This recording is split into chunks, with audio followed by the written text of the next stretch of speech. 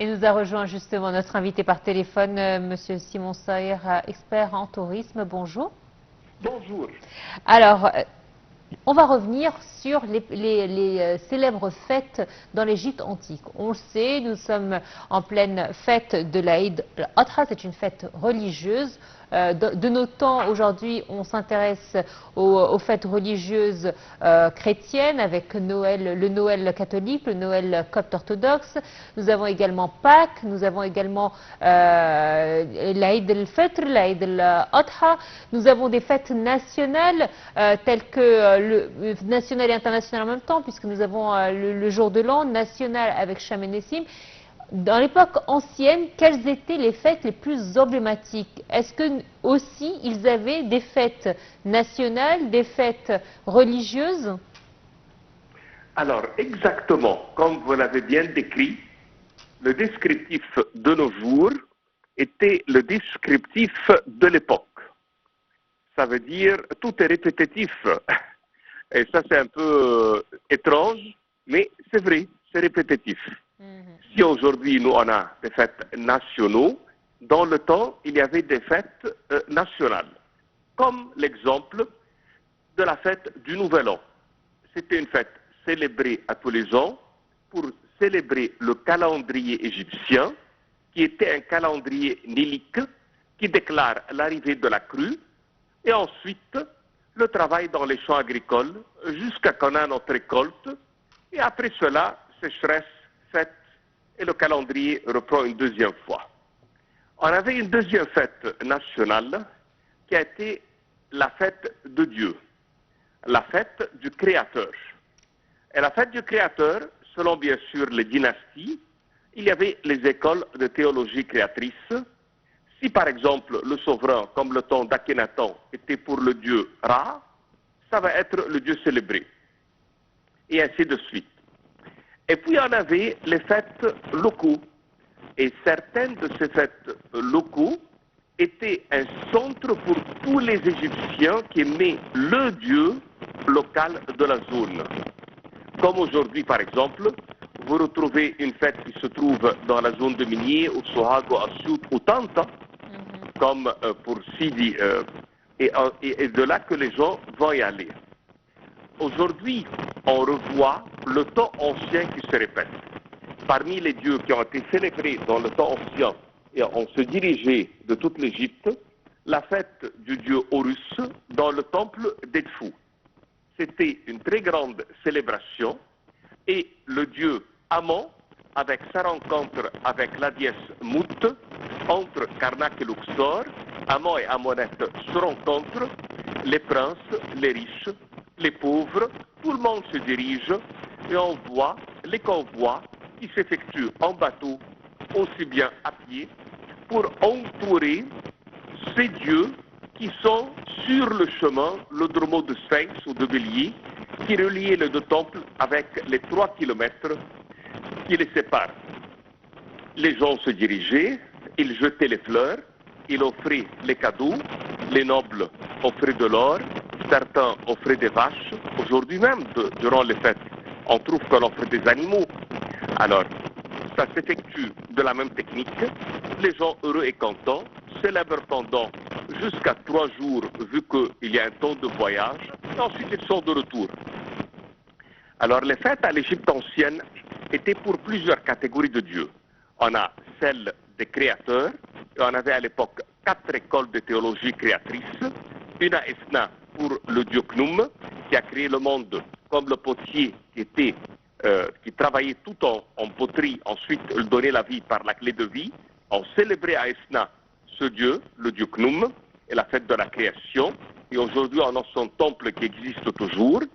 On avait une deuxième fête qui a été vers la zone de Minier pour le dieu Ra et Atum, le créateur de Ra. Alors, Atum et Ra ont été célébrés. On a aussi bien dans la zone du delta, quand on parle du dieu Pétah, celui qui a créé le monde par la parole, et ça s'effectue dans la zone de Memphis.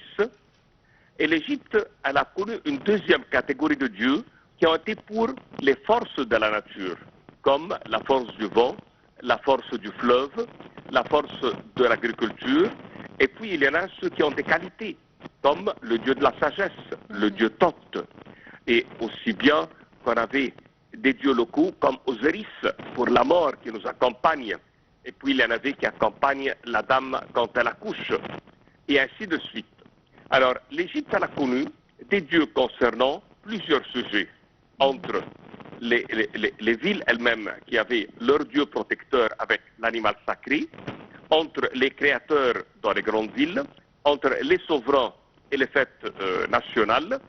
Et l'Égypte était connue par cette organisation et par la foi, et les religieux étaient toujours une école, non pas seulement d'enseignement pour la vie divine, mais aussi bien, il y en avait à l'intérieur l'école de la médecine, l'école des scribes, l'éducation. Et de là qu'on avait une grande importance et on voyait nos prêtres en tant qu'enseignants pour la vie, la sagesse et les sciences. Alors si j'ai bien compris, les Égyptiens ont toujours été connus pour leur joie de vivre, mais aussi pour leurs croyances. Exactement, vous avez complètement raison, et oui, les Égyptiens étaient connus pour ça, et même on a un atout et un avantage sur tous les pays du monde, c'est qu'on offrait à nos employés, à nos ouvriers, des vacances. La semaine était composée de 10 jours, 8 jours de travail et une fin de semaine de 2 jours.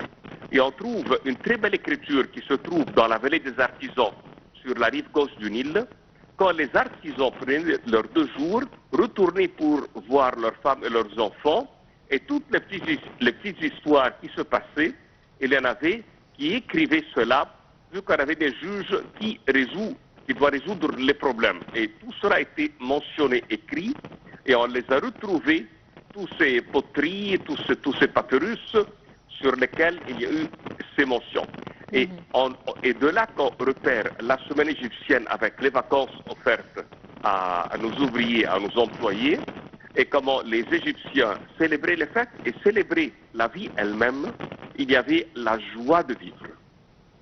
Alors, on constate également que les Égyptiens aiment manger. On l'a vu, une des seules fêtes et vous allez me corriger, une des seules fêtes qui nous reste de l'époque de l'Égypte antique, c'est Shem el-Nessim, et on voit qu'elle est rattachée à des mets particuliers, des aliments particuliers, et on a les mêmes sorties quasiment qu'à l'époque, c'est-à-dire que toutes les sorties, ou quasiment toutes les populaires, se font autour du Nil. Exactement. Et l'Égyptien, il voyait toujours dans le symbole une signification et non pas un dieu. Par exemple, quand il regarde l'œuf, il voit la vie qui sort de l'œuf comme une de nos théories pour la création. Aussi bien quand il voyait le poisson, il voyait dans le poisson une vie et une vie éternelle.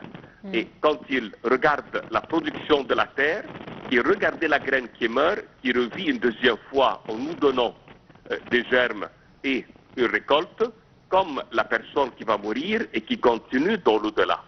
Et durant ces fêtes et durant ces célébrations, on voyait la vie qui continue et que la mort n'est qu'une phase transitoire et non pas une fin pour l'être humain. C'est vrai que nous étions de très bons vivants et que la bouffe était importante. Et j'aime bien dire aussi bien que plein de plats de nos jours viennent de l'Égypte ancienne, comme un grand exemple, le kak, avec une seule différence, qu'aujourd'hui cette pâtisserie orientale est devenue une miniature et dans le temps était à la taille d'une galette de pain.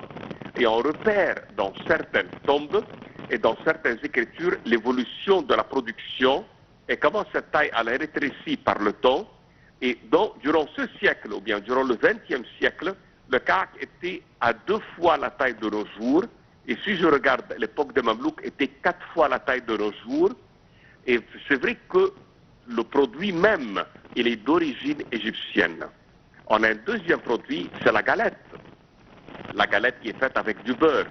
En Europe, ils ont le poisson et ils ont leur pâtisserie vu que c'est un climat froid. Et d'ici qu'ils ont le beurre qui rentre froid dans leur farine. Mais nous, on a un climat chaud et de là que nos produits ont une texture différente, mais c'est le même principe de placer le beurre ou le gras avec la farine de blé. Et chaque pays, selon son climat, conditions locales, il avait une pâtisserie. On avait aussi bien le miel qui rentrait dans la composition et qui était bien sûr quelque chose de très spécial. Et durant les célébrations et durant les fêtes, il se rajoute sur la pâtisserie orientale. L'Égypte, elle a connu une très bonne cuisine. On avait les légumes, les fruits, les galettes de pain, et on est le créateur pour le monde entier de ce que maintenant est très connu, sourdough. Ce pain qui est à la base d'une fermentation sans qu'il y ait une levure. Et il a bien sûr un goût très très spécial. Et jusqu'aujourd'hui, dans la campagne égyptienne, on l'appelle le pain solaire, qui prend le modèle d'un disque, qui se fermente en plein soleil, et ensuite il est bien cuit. Les Égyptiens, c'était des gens qui connaissaient le goût de la vie.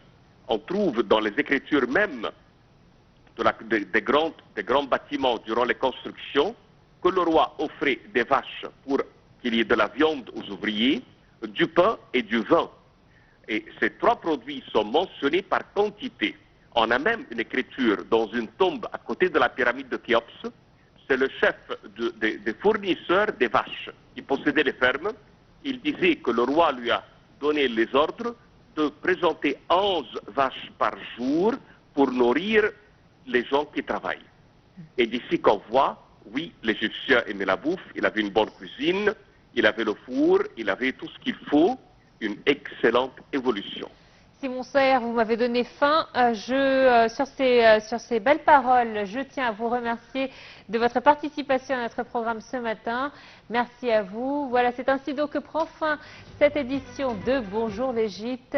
On se retrouve dans quelques instants pour une nouvelle édition de votre programme Autour du monde.